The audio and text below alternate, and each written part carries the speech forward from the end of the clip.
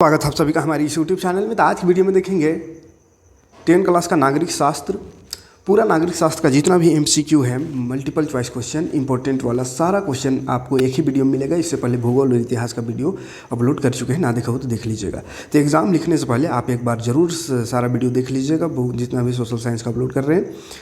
इसी में से आपको क्वेश्चन मिलने का आएगा, देखने को आएगा एग्ज़ाम में। ठीक है, पहला क्वेश्चन देखिए, ये कौन सा चैप्टर, सत्ता की साझेदारी से क्वेश्चन। बेल्जियम में कौन सी भाषा बोलने वाले बहुसंख्यक है, या इसी को ऐसा पूछ सकता है, बेल्जियम की राजधानी ब्रुसेल्स के 80% लोग किस भाषा का प्रयोग करते हैं। तो 80% लोग बेल्जियम में डच भाषा का प्रयोग करते हैं। बेल्जियम में निम्न में से कौन सी भाषा बोली जाती है।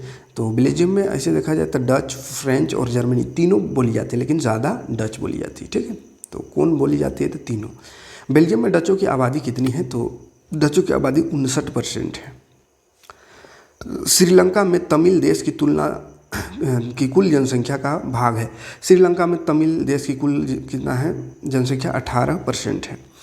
1856 ईस्वी में श्रीलंका में किस भाषा को एकमात्र राजभाषा बना दिया गया। तो सिंहली को एकमात्र राजभाषा बना दिया गया 1956 में श्रीलंका में।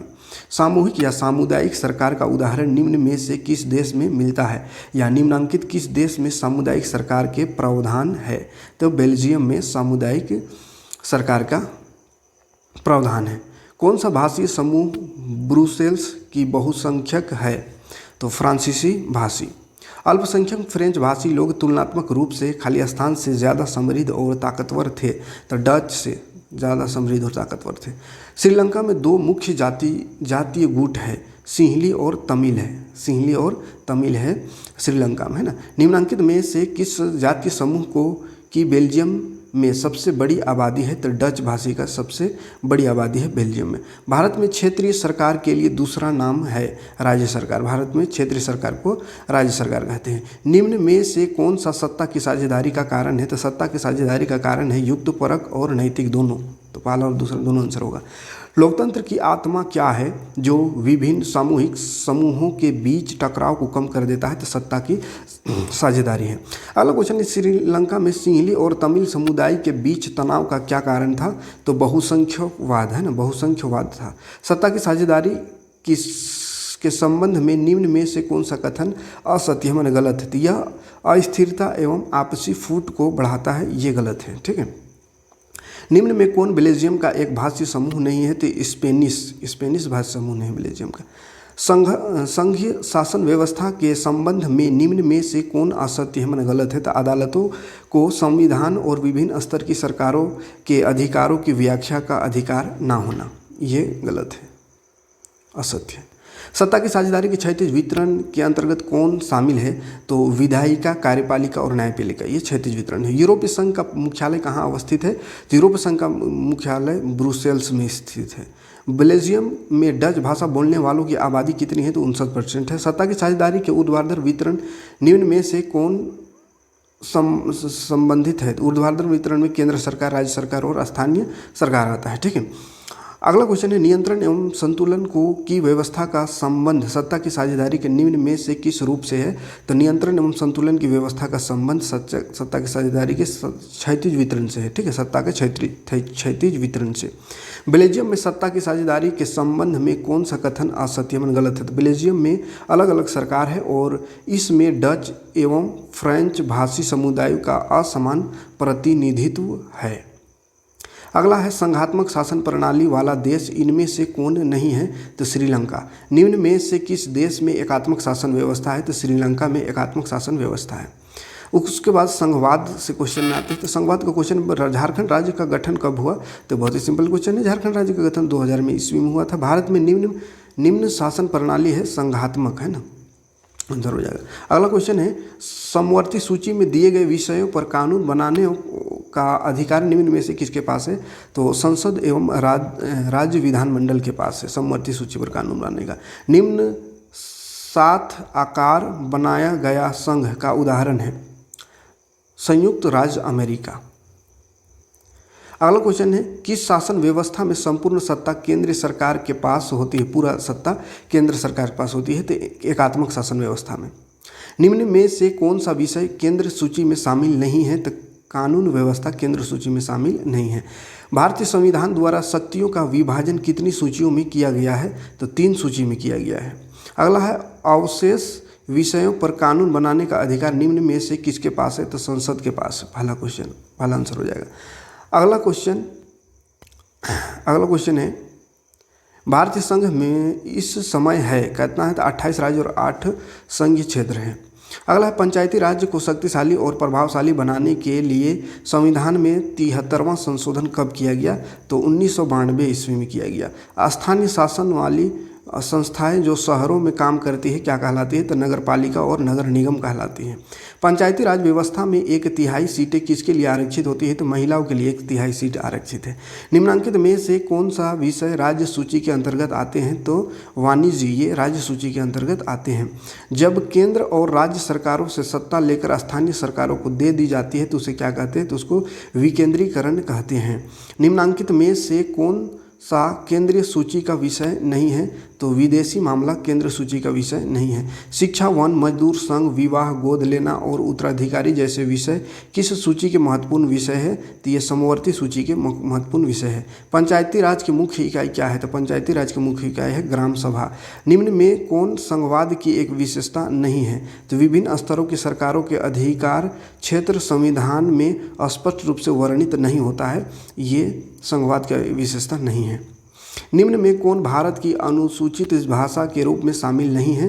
तो अरबी भारत में अनुसूचित भाषा के रूप में शामिल नहीं है। निम्न में कौन सुमेलित नहीं है? कौन सुमेलित नहीं? तो स्थानीय सरकार, अवशिष्ट अधिकार, ये नहीं है। ठीक है। भारत में विकेंद्रीकरण के संबंध में कौन सत्य है? तो अब स्थानीय स्वशासी निकायों के चुनाव नियमित रूप से कराना संवैधानिक बाध्यता नहीं है, ये सत्य। अगला प्रश्न है निम्न में कौन सम्मिलित नहीं है? तो राज्य में उपराष्ट्रपति नहीं होता है, तो ये सम्मिलित नहीं है। इनमें कौन संघ सूची के विषय है? संघ सूची के विषय प्रतिरक्षा, विदेशी मामला और बैंकिंग। भारत की अनुसूचित भाषाओं में झारखंड की कौन सी भाषा शामिल है? तो संथाली भाषा शामिल है। पंचायत में महिलाओं के लिए कितने प्रतिशत आरक्षण का प्रावधान है? तो 50%। भारत में वास्तविक विकेंद्रीकरण की दिशा में एक बड़ा कदम कब उठाया गया? तो 1992 में। भारत का विकेंद्रीकरण की तहत कई ग्रामीण पंचायतों को मिलाकर किसका गठन होता है? तो पंचायत समिति का गठन होता है। सत्ता के विकेंद्रीकरण में निम्न में कौन शामिल है? तो केंद्र सरकार, राज्य सरकार और स्थानीय सरकार शामिल है। भारत में अवशिष्ट बाकी बचे विषय किसके अधिकार क्षेत्र में आते हैं? तो केंद्र सरकार के अधिकार क्षेत्र में आते हैं। भारतीय संघवाद का तीसरा स्तर कौन सा है? तो स्थानीय सरकार है। भारत में स्थानीय शासन प्रणाली कितनी स्तर की है? तो त्रिस्तरीय है, 3 स्तर का। अगला क्वेश्चन है संघ सरकार की एक विशेषता नहीं है। संघ सरकार की विशेषता क्या? निर्वाचित पदाधिकारी ही सरकार में सर्वोच्च ताकत का उपयोग करते हैं, ये गलत है ना। निम्न में कौन सुमेलित है? समवर्ती सूची में वन, विवाह और उत्तराधिकार, ये सुमेलित है। ठीक है। अगला लोकतंत्र और विविधता, इसे क्वेश्चन में आते हैं फटाफट। सामाजिक विभिन्नताएं पाई जाती है, सामाजिक विभिन्नता कहाँ पाई जाती है? केवल खाड़ी देश में, छोटे देश में, केवल गरीब देश में, सब में पाया जाता है ना, तो सभी देशों में। अमेरिका में नागरिक संरक्षण अधिकार आंदोलन निम्न में से किसने शुरू किया था? तो मार्टिन लूथर किंग ने किया था। मैक्सिको ओलंपिक कब हुआ था? तो मैक्सिको में ओलंपिक 1968 में हुआ था। अगला है रंग भेद की नीति निम्न में से किस देश की सरकार द्वारा अपनाई गई थी? तो रंग भेद की नीति दक्षिण अफ्रीका में अपनाई गई थी। रंगभेद की नीति को समाप्त करवाने के लिए चलाए गए आंदोलन का नेतृत्व किया था, किसने किया था? तो नेल्सन मंडेला ने किया था। सामाजिक अंतर सामाजिक विभाजन बन जाता है जब इसका आधार होता है। इसका आधार जब कुछ सामाजिक अंतर अन्य कई सामाजिक अंतर से बढ़ जाते हैं। चौथा ऑप्शन सही हो जाएगा। एक ऐसा समाज जिसमें सामुदायिक, सांस्कृतिक या जाति विभिन्नताएं अधिक गहरी नहीं होती समरूप समाज कहलाता है। समरूप समाज खाली स्थान में है, तो जर्मनी और स्वीडन में है। किस आंदोलन का नेतृत्व मार्टिन लूथर किंग ने किया? तो नागरिक अधिकार आंदोलन का। उत्तरी आयरलैंड में 44% रोमन कैथोलिकों का प्रतिनिधित्व कौन सी पार्टी करती है? तो नेशनलिस्ट पार्टी करती है, नेशनलिस्ट पार्टी है ना। निम्नलिखित में किस देश को धार्मिक और जाति पहचान के आधार पर विखंडन का सामना करना पड़ा? तो यूगोस्लाविया को, है ना। अमेरिका में अश्वेत शक्ति आंदोलन कब हुआ था? तो 1966 में हुआ था। किस देश में सामाजिक विभाजन का एक समस्या है? विभाजन एक समस्या है। तो भारत, हॉलैंड, बेल्जियम, सब सामाजिक विभाजन एक समस्या है, सब देश। कार्लोस और स्मिथ अमेरिका के किस समुदाय के थे? तो एफ्रो अमेरिकी थे, एफ्रो अमेरिकी। अमेरिका में अश्वेत शक्ति आंदोलन कितने वर्षों तक चला? तो 10 वर्षों तक चला। जाति, धर्म और लैंगिक मसले पर आते हैं। तो इसमें क्वेश्चन बनता है, जब हम लैंगिक विभाजन की बात करते हैं तो हमारा अभिप्राय होता है किससे? तो समाज द्वारा स्त्री और पुरुष की दी गई असमान भूमिकाएं से। भारत में यहाँ औरतों के लिए आरक्षण की व्यवस्था है। तो पंचायती राज की संस्थाएं।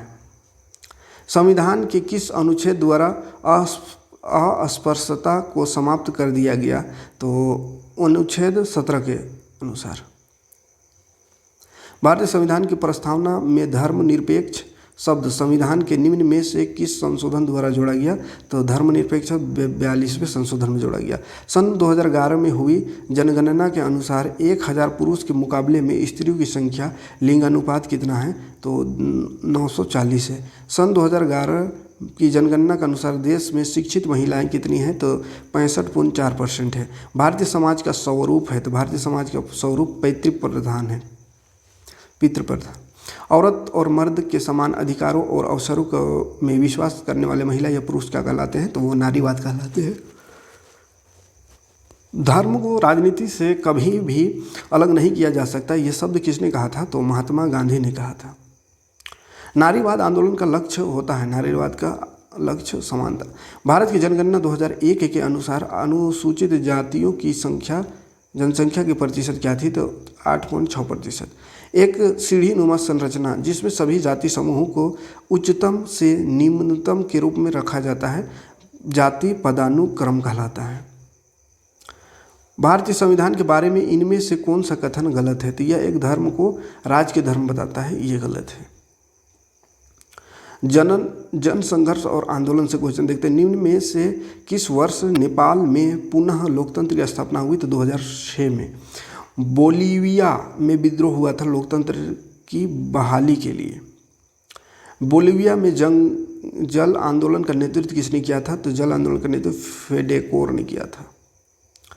निम्न में से कौन दबाव समूह का लक्षण है? तो संगठन, समान हित और सर्वव्यापकता, ये सभी है। मेधा पाटेकर निम्नांकित में से किस आंदोलन से संबंधित है? तो नर्मदा बचाओ आंदोलन से। निम्न में से कौन सा दबाव समूह का उदाहरण है? तो नर्मदा बचाओ आंदोलन, शराब विरोधी आंदोलन, सूचना का अधिकार, सब है ना, इनमें से सभी। भारतीय संसद द्वारा सूचना का अधिकार किस वर्ष पारित हुआ? तो 2005 में। सप्तदलीय गठबंधन का मुख्य उद्देश्य था तो नेपाल में लोकतंत्र की बहाली। बाम सेफ निम्न में से किसका आंदोलन है? तो कर्मचारियों का आंदोलन है। अखिल भारतीय विद्यार्थी परिषद किस राजनीतिक दल से संबंधित है? तो भारतीय जनता पार्टी से। कौन सा दबाव समूह सामूहिक हित का समर्थन करता है? तो जन सामान्य के हित समूह। निम्नांकित में से कौन सा जन सामान्य का हित समूह है? तो यह है बंधुआ मजदूर के खिलाफ लड़ने वाले समूह। तो चलिए राजनीतिक दल में आते फटाफट देखिए, थोड़ा सा और उसके बाद खत्म हो जाएगा, पूरा देखिए ताकि आपको एक भी क्वेश्चन ना छूटे। भारतीय जनता पार्टी का मुख्य प्रेरक सिद्धांत क्या है? तो सांस्कृतिक राष्ट्रवाद। भारतीय कम्युनिस्ट पार्टी की स्थापना कब की गई थी? तो 1925 में की गई थी। राजनीतिक दल का कार्य क्या है? तो राजनीतिक दल का कार्य चुनाव लड़ना, सरकार का गठन करना, विरोधी दल का गठन, सब है ना। भारत में निम्न में से किसे राजनीतिक दलों को राष्ट्रीय दल अथवा क्षेत्रीय दल के रूप में मान्यता देने का अधिकार है? तो चुनाव आयोग को। भारत में राष्ट्रीय दल 2020 के अनुसार कितने राष्ट्रीय दल है? तो 8 है। निम्न में किस देश में एक दलीय शासन प्रणाली है? तो चीन में है। 2 दलीय व्यवस्था किस देश में है? तो अमेरिका और ब्रिटेन में है। किस प्रकार की व्यवस्था में अनेक दल चुनाव में भाग लेते हैं? तो बहुदलीय में। भारतीय जनता पार्टी की स्थापना कब हुई थी? तो 1980 में हुआ था। भारत की दलीय प्रणाली क्या है? तो दलीय प्रणाली बहुदलीय प्रणाली है भारत में। भारतीय राष्ट्रीय कांग्रेस का गठन कब हुआ था? तो भारतीय राष्ट्रीय कांग्रेस का गठन 1885 में हुआ था। इनमें से कौन बहुजन समाज पार्टी का संस्थापक है? तो कांशीराम बहुजन समाज पार्टी का संस्थापक है। 2006 में देश में कितने दल राष्ट्रीय स्तर पर मान्यता प्राप्त थे? तो 6 दल। भारत में राजनीतिक दल निम्नलिखित चुनौतियों का सामना कर रहे हैं। तो नेतृत्व की चुनौती, अंदरूनी लोकतंत्र की चुनौती, विरोधी दलों के एकता का अभाव। तो इनमें से सभी का सही आंसर। निम्नलिखित में से कौन सा भारतीय जनता पार्टी का दिशा निर्देश दर्शन है? तो यह है सांस्कृतिक राष्ट्रवाद। एक लोकतंत्र देश में राजनीतिक सुधार करने का निम्नलिखित में से बेहतर तरीका कौन सा है? तो बेहतर तरीका है लोगों का सशक्तिकरण। भारत में राजनीतिक दलों को मान्यता कौन देता है? तो चुनाव आयोग देता है मान्यता। निम्न में से कौन राष्ट्रीय राजनीतिक पार्टी नहीं है? तो समाजवादी पार्टी। किसी दल से निर्वाचित होने के बाद उस दल को छोड़कर किसी अन्य दल में चले जाने को क्या कहा जाता है? तो दल बदल कहा जाता है। निम्न राजनीतिक दल का कार्य नहीं है? तो दंगा फसाद करवाना ये राजनीतिक दल काम नहीं, लेकिन आजकल हो गया है ये भी।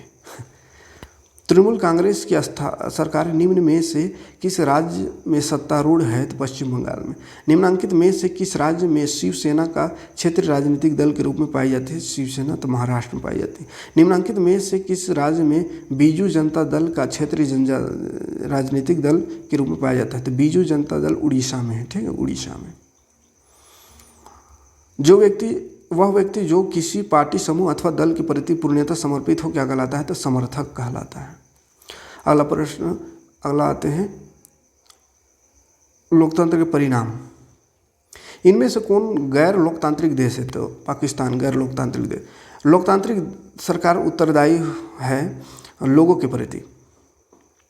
लोकतांत्रिक व्यवस्थाओं में के इनमें से कौन सा विचार सही है?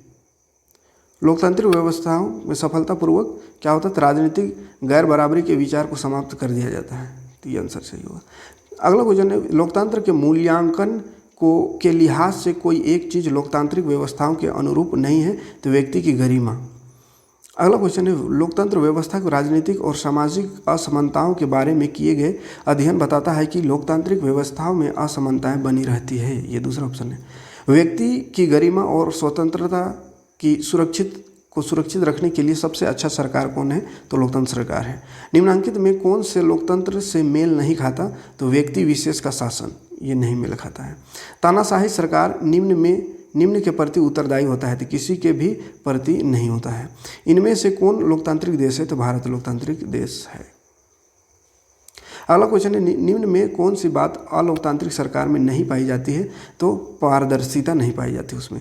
लोकतांत्रिक व्यवस्थाओं ने निम्न में से किसको सफलतापूर्वक हटा दिया? तो राजनीतिक असमानताओं को। निम्नलिखित में से कौन समकालीन दुनिया में सरकार का सबसे लोकप्रिय रूप है? तो लोकतंत्र है। निम्नलिखित में से किस देश में लोकतंत्र तानाशाही के ऊपर पसंद नहीं किया जाता है? तो पाकिस्तान में। लोकतंत्र में एक नागरिक को निर्णय लेने की प्रक्रिया की जांच करने का अधिकार और साधन होता है, इसे कहा जाता है क्या? पारदर्शिता।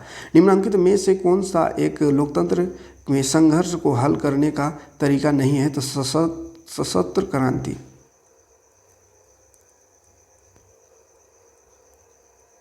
लास्ट चैप्टर चलिए फटाफट देख लेते हैं। लोकतंत्र की चुनौतियाँ। लोकतंत्र की चुनौती है, क्या चुनौती है? तो लोकतंत्र में बहुत सारी चुनौती है। क्या? भ्रष्ट नेतागण, अशिक्षित नागरिक, सांप्रदायिकता, सब इनमें से सभी हो जाएगा आंसर। स्थानीय सरकार को अधिकार संपन्न बनाना किस प्रकार की चुनौती का उदाहरण है? तो लोकतंत्र का विस्तार करने की चुनौती। कौन सा देश है जहाँ महिलाओं को वोट देने का अधिकार नहीं होता? तो सऊदी अरब में। अक्टूबर 2005 में भारत सरकार द्वारा निम्न में से कौन सा कानून लागू किया गया था? तो सूचना का अधिकार अधिनियम लागू किया गया था। निम्न में कौन सी स्थिति एक अच्छे लोकतंत्र के लिए अपेक्षित है? शासन लोगों द्वारा चुने जाते हैं। एक अलोकतांत्रिक सरकार को लोकतंत्र में बदलने की चुनौती निम्न प्रकार की होती है। तो बुनियादी आधार बनाने की चुनौती होती है, पहला ऑप्शन। RTI क्या है? तो राइट टू इन्फॉर्मेशन एक्ट है। निम्नलिखित में से कौन सा एक्ट लोगों को सरकार की गतिविधियों की जानकारी पाने की शक्ति देता है? तो right to information act, RTI। America द्वारा संयुक्त राज्य संघ की परवाह न करना किस प्रकार की चुनौती का उदाहरण है? तो निरंकुशवादता की चुनौती का उदाहरण है। ठीक है, देखिए अगला क्वेश्चन है, निम्न में से कौन सा राज्य जातीय तनाव के कारण बिखर गया?